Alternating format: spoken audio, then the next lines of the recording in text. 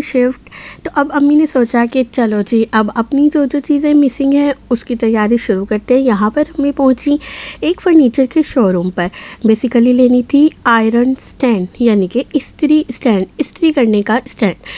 अब बनवाया अम्मी ने इतना ज़बरदस्त कि नीचे आप जिस तरह आप लोगों ने देखा होगा अलमारियाँ होती हैं, उसमें एक तरफ हैंगिंग क्लॉथ के लिए स्टैंड बना हुआ होता है, रॉड लगी हुई होती है, और एक तरफ बॉक्सेस होते हैं, खाने होते हैं, तो उधर आप कपड़े रख सकते हैं। तो इसी तरह ही इतना अच्छा सा अम्मी ने आयरन स्टैंड दिया ऑर्डर पर तैयार होने, बहुत ही रिजनेबल प्राइस में और बहुत ही अच्छा, सबसे बढ़ के कस्टमाइज़ बना बनाया नहीं मिला, और बहुत ही बड़े साइज़ का है माशाल्लाह से, इतना कि एक बंदा उसे लेट जाए, इतना चौड़ा और बड़ा है।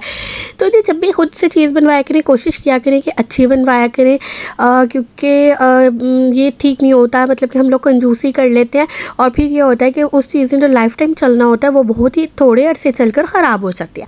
यहाँ पर जी हमने मंगवाए थे ये लाइफ में फ़र्स्ट टाइम जो फ्रीजिंग शामी कबाब होते हैं वो, मगर मेरा इतना अच्छा एक्सपीरियंस नहीं रहा क्योंकि मेरी मामा ख़ुद बहुत मज़े के, और हम लोग दिल्ली वाले बहुत अच्छे बनाते हैं ये, बशर्ते कि आपके घर में चॉपर होना चाहिए इनको पीसने के लिए। तो इतने अच्छे नहीं थे, हाँ मगर टेस्ट में अच्छे थे, साइज़ में असल में मेरी आंखों के मुताबिक नहीं थे, जो साइज़ देखने के हम आदी हैं ना ये उससे काफ़ी छोटे थे, मगर ये कि टेस्ट वाइज गुड थे। मैं इसको दूंगी 7 out of 10। Subscribe and share लाजमी कर दिया करें। बहुत से लोग ऐसे होते हैं जो बगैर सब्सक्राइब के देख रहे होते हैं। देखिए ये ना चोरी होती है एक तरह से, चुपके चुपके हम लोगों की चीज़ें भी देखें, मज़े भी आ रहे हो, पसंद भी कर रहे हो, और कंजूसी अब नॉलेज आ गई है ना, ये अगले का सब्सक्राइब करने से फ़ायदा हो जाएगा। तो तुम लोग पाकिस्तानी होने का ना इतना भरपूर सबूत ना दिया करो, कहीं कहीं पर ना सवाब भी कमा लिया करो। तो जी मैं चली यहाँ पर फैसलाबाद, और फैसलाबाद क्या करने गई थी, मेरी नन रहती है, उन्होंने बुलाया था दावत पर। तो मैंने कहा लो भाई, आज तक तो मैंने लाहौर से बाहर सिर्फ कराची देखा था और नॉर्दर्न एरियाज़ देखे थे। तो जी फैसलाबाद हम गए तो हमारी नन ने कहा कि तुम लोग थोड़े से दिनों के लिए आए हो, जस्ट एक से 1.5 दिन के लिए। तो जी आओ, तो मैं जितनी भी फैसलाबाद में है ना कुछ 1-2 ही हैं जो अच्छी क्वालिटी की हैं विज़िटिंग एरिया, तो वहाँ लेकर चलते हैं। तो हम गए थी फनलैंड, वहाँ के काफ़ी अच्छा लगा, मौसम बहुत अच्छा था। 1-2 राइड्स ली हमने। हमारे शहज़ादे को डर बहुत लगता है तो इसलिए हम एक से ज़्यादा में बैठ ही नहीं सके, और जिसमें हम बैठे उसमें भी दुनिया जहाँ का दम दरूद कर लिया, और इसके बावजूद बस उन्होंने यही कहा शुक्र है मैं बच गया। यूँ तो ये मर्द बड़े तुरम खान लगते हैं, मगर यकीन करो तुम लोगों को जब गुस्सा आए ना कभी, इनको तुम लोग ना इस तरह के राइड्स में बिठाना, फिर देखना इनके करिश्मे। तो जी ये था निशानेबाजी वाला, और पता नहीं इसकी कितनी टिकट थी। खैर मेरा निशाने तो वैसे ही कभी टाइम पे जगह पे नहीं लगते, तो खैर मैंने इसका यहाँ पर पैसे खर्च करने का रिस्क नहीं लिया। और ये तमाम वीडियो गेम्स थी जो कि टोकन से चलती हैं, तो छोटे बच्चों का था। ये देखिए यहाँ पर डकी भाई का भी था, मजाक कर रही हूँ, डक फिश के हवाले से कुछ था। तो जी बहुत अच्छा था। यहाँ पर ये कार्स थी और जेट बने हुए थे, मूविंग थी। असल में ये 4 साल तक के बच्चों के लिए, 3 से 4 साल तक के बच्चों के लिए, जो बैठकर सिर्फ वाइब्रेट होता है, आगे पीछे मूव होता है, ज़रा सा हिल लेता है। तो जैसे ये बच्चे अपनी माओ का दिमाग हिलाया हुआ होता है ना, इतना ये खुद भी हिल लेते हैं, तो दिस इज़ कॉल्ड सैर, यू नो। मगर ये था कि सफाई बहुत ज़्यादा थी, माहौल बहुत अच्छा था और सेफ़ था बच्चों के लिए। तो खैर ये तजर्बा बहुत अच्छा रहा यहाँ का। और अब हमारे साथ तो फ़िलहाल कोई बच्चा था नहीं, और जो बच्ची थी मेरी नन की, अब वो जो है ना नहीं बैठती झूलों में, नहीं लाइक करती, तो मेरी नन तो बेचारी आवाज़ार ही फिरती रही ना सारी सैर में।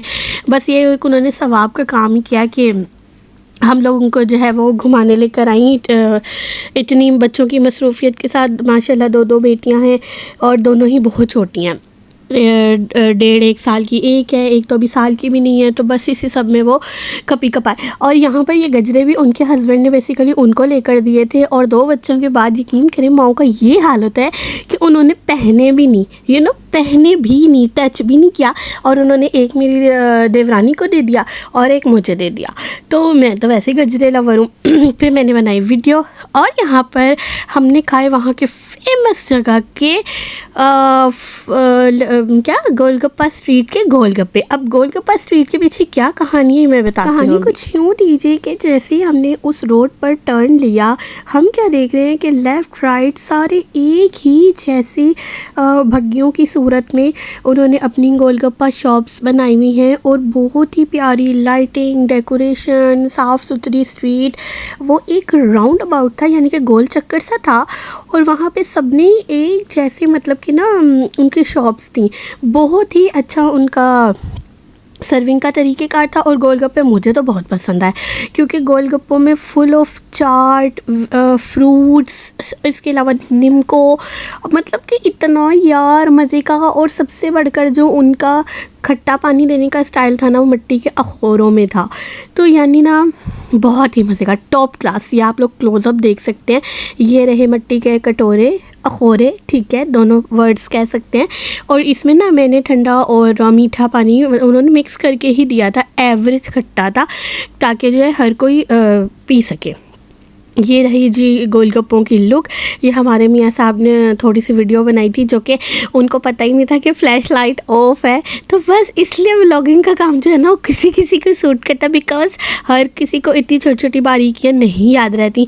ये हम गोलगप्पा नोश फरमाते हुए, अब तुम ना कहोगी घूमती फिरती रहती हैं, नहीं हम घूमते फिरते नहीं रहते, तुम लोगों को व्लॉग ही तब भेजते हैं कि जब कुछ हैपनिंग हुआ वो। अब हम क्या ही बताएं तुम लोगों को, हैं क्या कि हम उठे, हम सोए, हम बाथरूम गए, नहीं इतना नहीं होता हमसे। अभी इतने आउट लेवल वाले नहीं बने हम, जब बनेंगे तो ये भी बताएंगे और तुम लोग ये भी सुनोगे। इसके बाद जी मैं आई घर अपने, और आते ही मेरे भाई ने फरमाइश करी आप ही मसाले वाली बिरयानी बना दे यार, बहुत मिस कर रहा था मैं तुम्हें। मैंने बनाई बिरयानी, और अब जैसे ही कुछ हैपनिंग होगा तो व्लॉग एडिट करूँगी। तब तक के लिए बाय बाय।